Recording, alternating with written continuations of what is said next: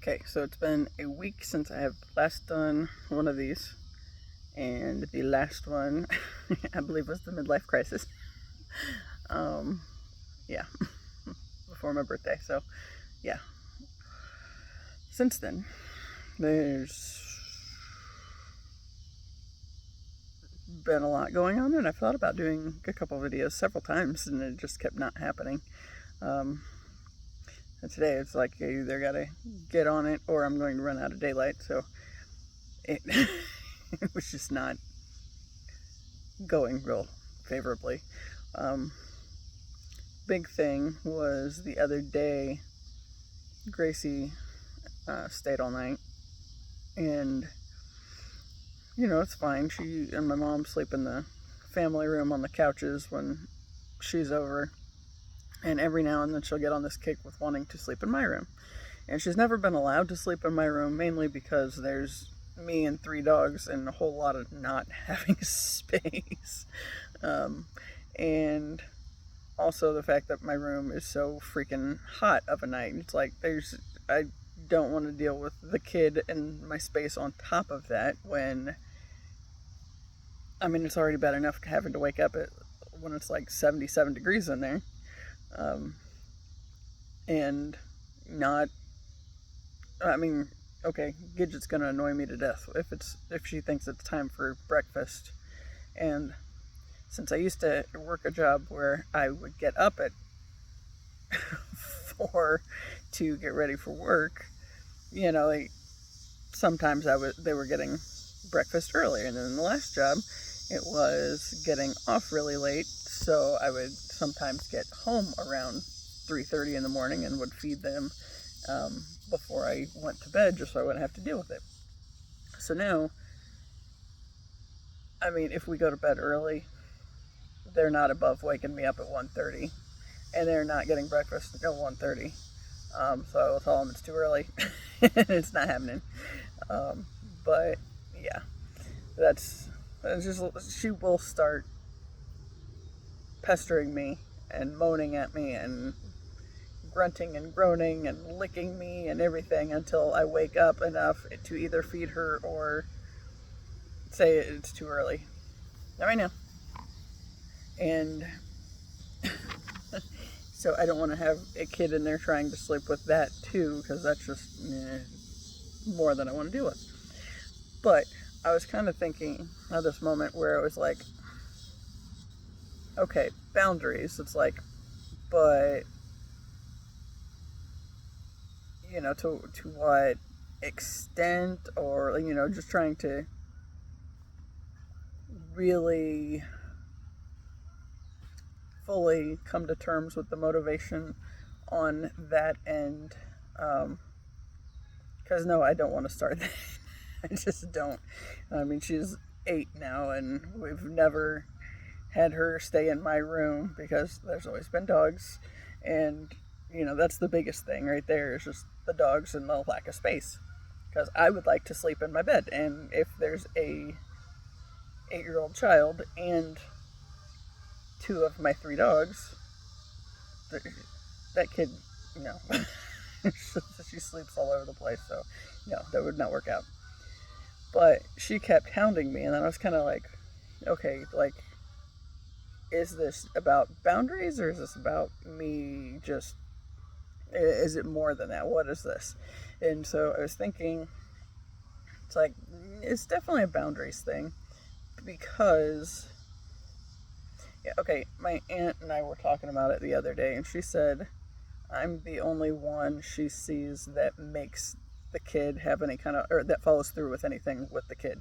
So if the kid's begging to play something, usually, okay, she's got her mom, dad, and grandma now talked into playing Roblox so she can take over whatever device they have it set up on and play it on her iPad, as well as mom's computer or mom's Kindle or her dad's phone or her mom's phone or whatever. So it's like, there's a lot of that. And then the other day, I was watching her, and I took her over to my aunt's house when I took my dogs, the aunt with the corgi puppy. And we're trying to, I said a while back that, or I started thinking that I wanted to work with Taz on socialization again, because he hadn't been worked with in a long time. When we moved back up to my parents' house, of course, he had to get used to their dogs and not be a jerk with that. But that was the big focused effort on getting, or on socializing with him. And then, my brother and his wife had a different doodle back then. And he was a real big, sweet dog. But Taz and him were never able to be together without being on leashes, just because we didn't have that kind of situation worked out. And I was just back up here in the process of getting divorced. I wasn't really in a good headspace trying to get through that, and deal with all that crap and socialize the dogs. So the dogs were huge in getting me to keep moving when I would not have wanted to at a lot of times, because these are all high energy breeds. So it's like I knew I was going to be hurting myself if I did not throw the ball 500 times for Gidget, or do whatever else for the other two, which granted the other two are all sorts of deviant and get into everything they possibly can. But I'm now at a spot where I can kind of work with them more. And my aunt getting the little puppy was like one of the best things that could have happened for the whole family, really, because it gave me the opportunity to start working with the dogs again on and socializing the puppy with them. And then today we kind of branched out and we're trying to introduce my brother's dogs to the puppy, which are both young. The one doodle they had got into something that it was not supposed to have, and by the time it was noticeable that something was wrong, something was very wrong, and he ended up having to be put down. And it was something he had ingested that we don't know what it was, but yeah, it was a problem. And so, before he died, they got a Basset Hound puppy from, it was the aunt with the corgi, somebody at her church, I think it was one of her good friends' brothers was in the hospital, or a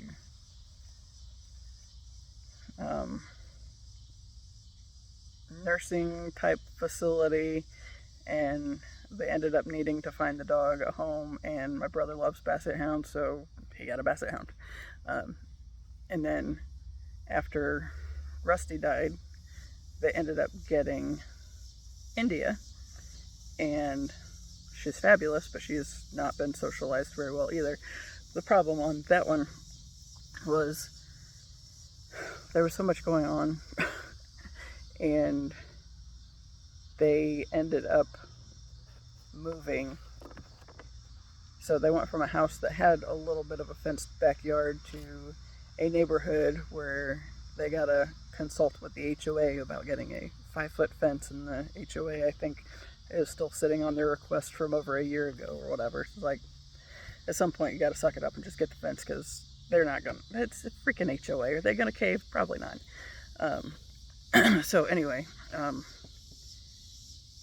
because the dogs have to go out on the chain, that's kind of an ordeal. But that's not why, but it's why there's some some headaches around the dogs in general. But they ended up moving, and I helped them. We moved all their stuff from one house to like less than 2 miles down the road. But when they got into the new house, they turned around and went to Wales for like at least a week, maybe 10 days, I don't remember.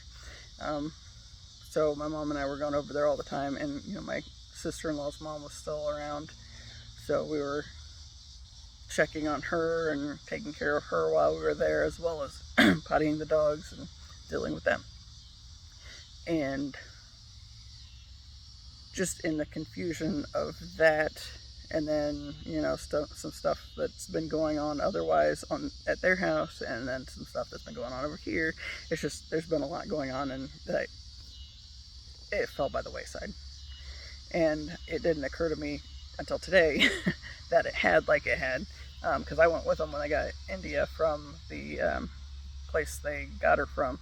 It's like they raise schnoodles specifically for or to be trained for service dogs and whatnot.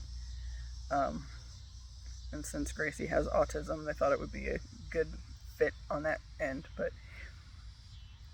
a lot's been going on. And of course, my sister-in-law's mom passed away back in April, and she was not doing well for a while, and just a lot of stuff. So today we were dealing with the Basset Hound meeting the Corgi puppy, and I don't remember why I went all the way on that tangent, because that was not the whole point. I've been frazzled all day. My brother took his dogs over to my aunt's house because my aunt was with my grandpa for his chemo treatment, and she asked me to go check on the puppy. And it's like, hey, now's a good time to socialize his dogs with the puppy. And my mom and I had kind of been talking last night about if we could get the Basset Hound to be okay with Taz. Then, when they go on their next trip, then we could have their dogs over here, and that would be more ideal than having to go over the house and clean up 500 messes during the day because there's no freaking fence and it's a pain in the ass. Which is basically what will happen if we aren't able to socialize them ahead of time. So hey, project. Yeah.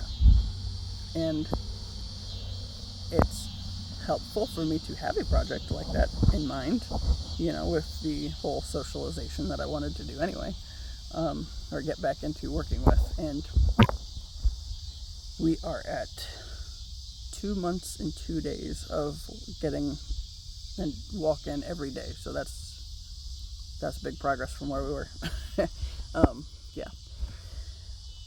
So I've been kind of frazzled with that, and then I had to process back. It's like, okay, what did I talk about in the last video even? And it's like, oh yeah, that was the pre-41st birthday midlife crisis video. Here's what it is. I said something to my brother about it, and he's like, welcome to the midlife crisis. It's like, yeah, fabulous. Anyway, we kind of were joking around about it. But then, I got this idea the other day to start going through some boxes that I had, because I knew we were going to, there's a burn pile on the side lot, and it had a huge stack of sticks and fallen limbs and stuff, so we had to burn that over the weekend. I knew that was coming, so I wanted to make sure I had more stuff together that I could get rid of in the burn pile. And I think it ended up being 5 boxes of stuff. It was old school stuff. I went ahead and burned most of the notebooks that I had written the letters to my friend after he died, and just getting all that stuff out of my system and being able to begin the healing process. Back then, that was in 2018 he died, and I started writing all the time, and then cleared up space to realize that the situation I was in with my ex was not good, and start making decisions to choose me actively, and get out of there and get divorced and all that fun stuff. And then that was just a whole process in and of itself. So then I kind of got hung up for a little while dealing with that stuff and just being so mentally and emotionally wiped out and not able to process very much, um, distracting myself with other stuff, sometimes helpful, sometimes not. Um, yeah, but I decided to go ahead and get rid of all those notebooks. It's like, this is old stuff, the old story. I want no attachment to it any longer because I'm ready for whatever life is bringing me on the new end. Um, yeah. So I had like, well, it was 4 boxes of mostly paperwork of school and former job related, or I mean, just stuff that I printed off, um, or even some of the stuff that I'd written, um, like poetry and stuff. Yeah, that actually started me on a whole nother path too. So, and the other stuff was I was like collecting other things. Like I had this makeup kit that was all busted up and from having moved back and forth so much, and it was like mainly cardboard. So I was like, well, that can go. And then there's like a bunch of bird stuff that it's like, hey, that can go. So I was just like finding stuff right and left to throw in the burn pile, and it was really nice when it left my space. um, and interestingly, it freed up enough space that I was able to start working on other stuff again. Um, like one thing that happened was like with the poetry that I wrote, some of it was for like a songwriting class that I took with my creative writing minor in undergrad. And, um, I was reading through like the last project I turned in for that, and it's like, some of this isn't too bad. And then I kind of liked it, and it's like, I'm going to post some of this on my website. So I did. And, it's not fabulous necessarily, but some of it I really liked, and it's like, I'm going to put this up there because I feel like I've put enough of myself out there that doesn't terrify me like it used to. Because like I said before, I joined this vocal media page back in 2021, and the big thing that happened back then was I had a couple things that I posted on this web page, and it was terrifying because it was me putting something I'd written out there for anybody to see, and some of it was okay and some of it was not wonderful, but it was still me putting something out there and making the effort. And then I was on that web page, I think, long enough to post like 5 or 6 things, and then I ended up having to get off of it and recover, because that's a big growth thing that I did, was post the stuff for other people to find. And like I even I had a friend that has a group on Facebook, and she had invited me to be a moderator for it at one point. It's like, hey, I can talk about this in the group. So I actually posted it there and had some people that went and checked out my stuff because I posted it. And it's like, that was kind of traumatic. Just the idea of it being read by anybody else, because that absolutely terrified me. And I did this one poem back then called Ego's Masquerade, and I love this thing, and I was like super protective of that for a long time. It's like, I kind of wanted to post it, but at the same time I was kind of afraid to post it, because what if somebody steals it? And I kept getting these little messages that would pop up, and it's like, you can't be worried about that all the time. At some point you have to just put your voice out there and let whatever happens happen. And it's scary when you're first starting to do that, but it was necessary. So then, when I found all the stuff that was 2004, 2005,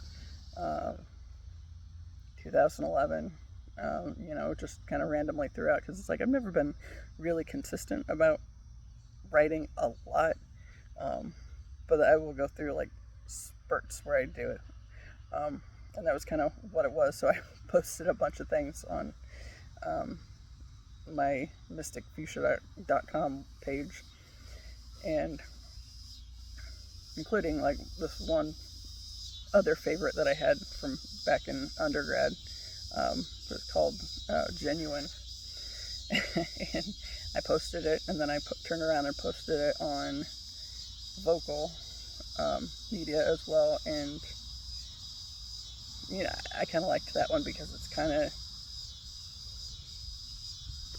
feels published more in some kind of way, more officially. So I don't know. Seems like slightly less likely to be thieved or whatever. Whatever. Anyway, so I did that. And another thing that, you know, I freed up all this space with burning the rest of that stuff, you know, and then putting stuff online that I was a little weary of, or I would have been a little weary of earlier, and then I just came to this point where it's like, that needs to go on the page. That's the kind of thing I should post. So I did. And then, because that cleared up a lot of energetic space for me, I got to thinking about, I have birds, and I had this budgie. He was 6, and the only budgie that I've had of like 10 that has made it to 6 years old. All of them were 5 or less. And I was pretty sure that bird was going to outlive me just for spite. And so I haven't enjoyed him for a long time. I've posted him online to try to rehome him several times, and it never worked out. But I started thinking about it again, and then I was watching a tarot reading, and the girl says something to the effect of, if you don't love something, then there's no point in keeping it around you in your energy. So it's like, that's a good point. I was kind of feeling that way with that bird. And that largely goes back to, he was connected to the whole divorce, well, pre-divorce ordeal, and was one of like the last big connections to that. It's like, why is he still here? Why? You know, and I just feel bad thinking that way. But I finally was like, you know what, I'm just going to post him again and hope for the best. You know, and kind of ask the universe for some assistance on it too, because I was really ready to be done with that bird. Well, and it worked out. So I gave him to somebody because, you know, he was 6. I'd never had any others live that long. I don't know how long he's going to live beyond, you know, once he leaves my place.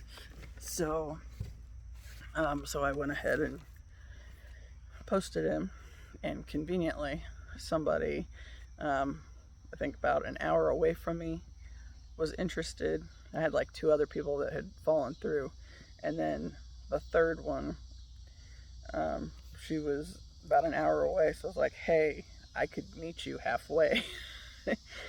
And she loved that idea, and I loved that idea because it got the bird out of my space. And I felt bad because I was as ready for him to go as I was, but I was. He was just kind of at that point and wasn't enjoying him, and his life was not wonderful. You know, all his friends died, so he's been regurgitating his food to feed to the perch. So that was not ideal. So now at least he has 2 females that he's all about. So that worked out really well, and I was really happy. And then, because that cleared up a cage, you know, I talked to one of my dad's sisters had asked me at, we all went out for dinner for my uncle and my cousin's birthday back in March or April, and she said she loved my little pink birds and what kind were they, and if I ever wanted to rehome any of them, she would love to have one of those.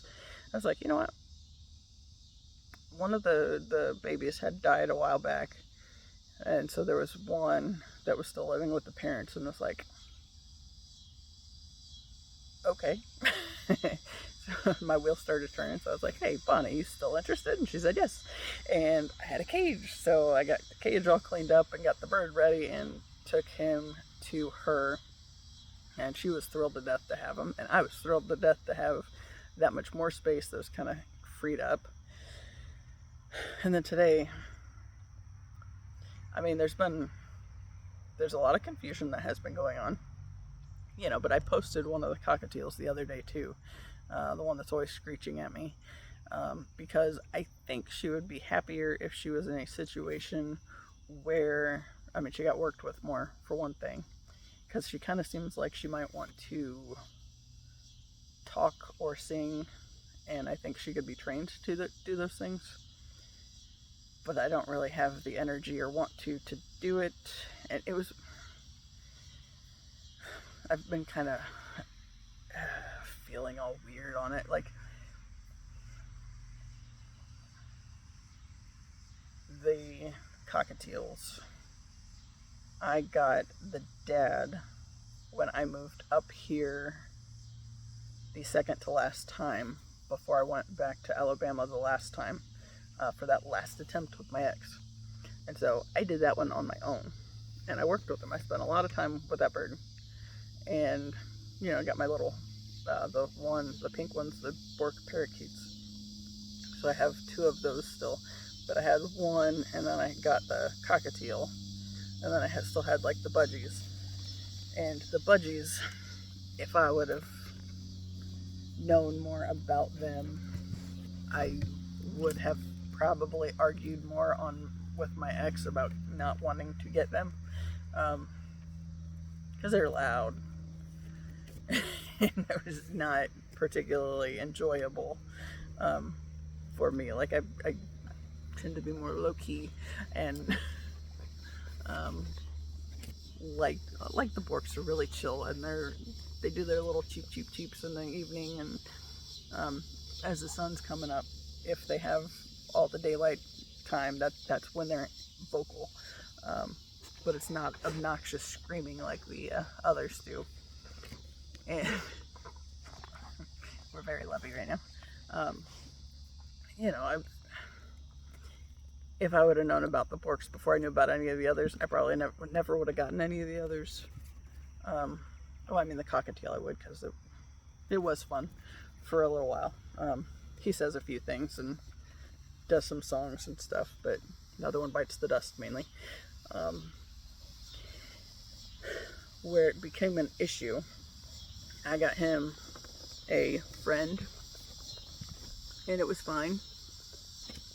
But once I put them together, then they kept laying eggs, and I kept not letting them keep them.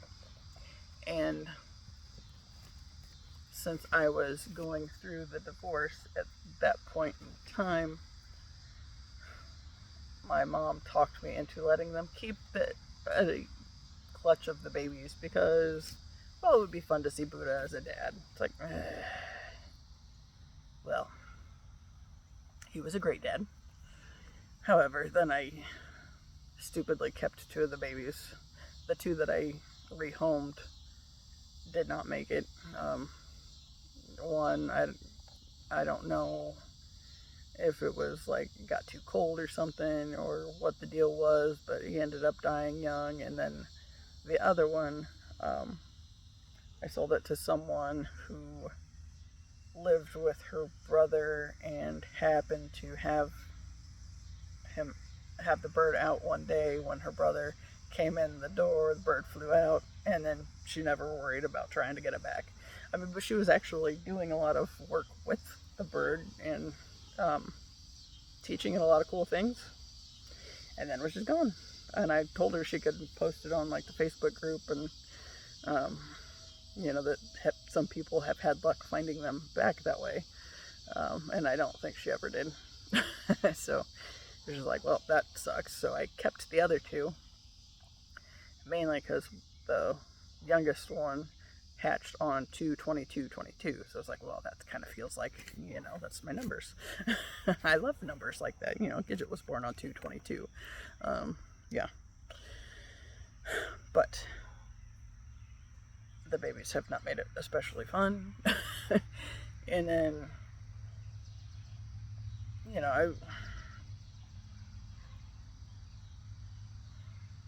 seemed like a better idea at the time. And I feel bad because I did allow them to keep them, and then I decided to keep the babies, and then, then the dad bonds with the daughter and the mom bonds with the son, and then they don't want anything to do with each other anymore. It's like, so if I just rehome the babies, then the parents aren't going to be happy because now they're, they're bonded. One is would be gone, and that's kind of crappy. It's like, so now I was thinking about rehoming all 4 of them. It's like,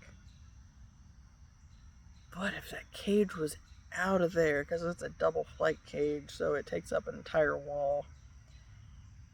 And there'd be so much less dust and so much less noise, and they just scream at me so much. And it's just, I feel bad that I'm now at this point where I'm thinking about this, but at the same time, I am thinking about this because it has been very nice the more I have gotten anything out of my energy space. Whether it's stuff or I don't know what we're barking at. Hold on. Anyways, now I got a psycho. This psycho with me. Yeah. Stop. It's been nice to clear stuff out of my energy and not feel completely weighted down by everything. It's like, especially with those guys, it's like, I feel crappy about it. Because, like if it was just the parents, if I never let them have the babies, it'd be less of a thing. But then there's been so much confusion since they got added in that's just like, and then like having to buy the food so much and all that crap that's necessary with dealing with all that, and cleaning is just, and birds are so freaking dusty. I never really understood how much dust was involved with birds, but ew. And then, especially now that I'm thinking about wanting to do anything different with my life, and what am I going to do? And, it's not, it's fine that I've had them around here, but, trying to think of future living situations with a great big double flight cage and 4 birds in it, and then another big flight cage with 2 birds in it. It's like, it's just so much, there's like the Borks. I will definitely keep them. The mom of that set, yes, because we did that twice. We did that with the Borks, we did that with the cockatiels. The Borks, one of the babies ended up dying a few weeks ago, and then the other one I just rehomed to my aunt. But I was thinking about all that, and it's like,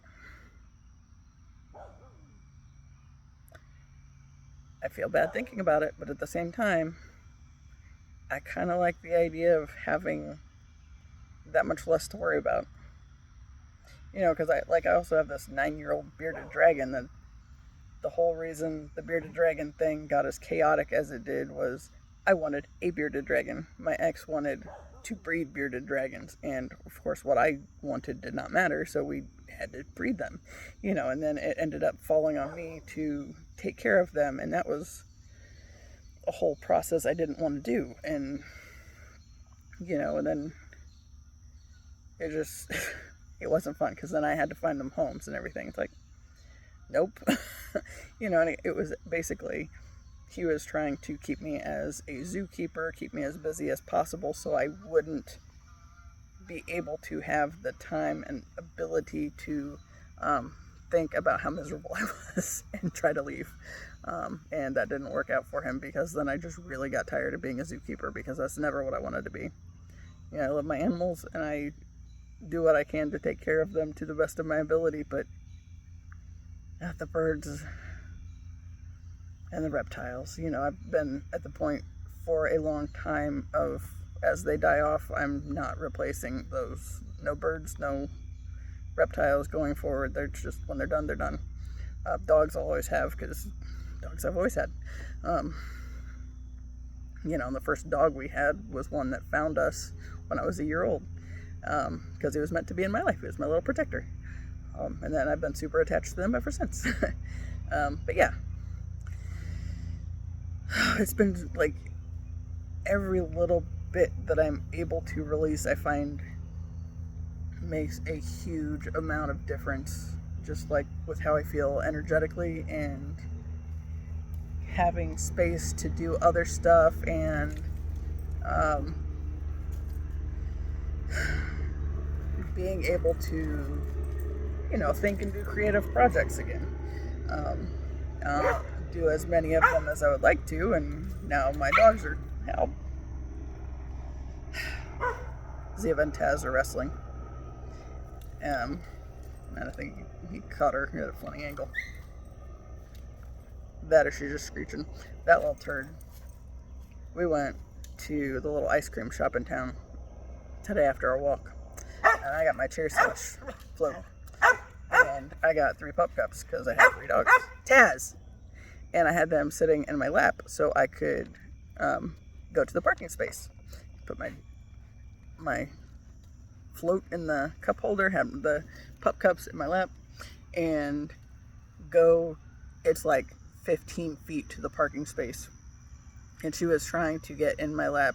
Now, mind you, Taz and Gidget get seatbelted in the back to make sure nobody else tries to get in the front seat. Ziva's always ridden in the front seat, so that's just her spot.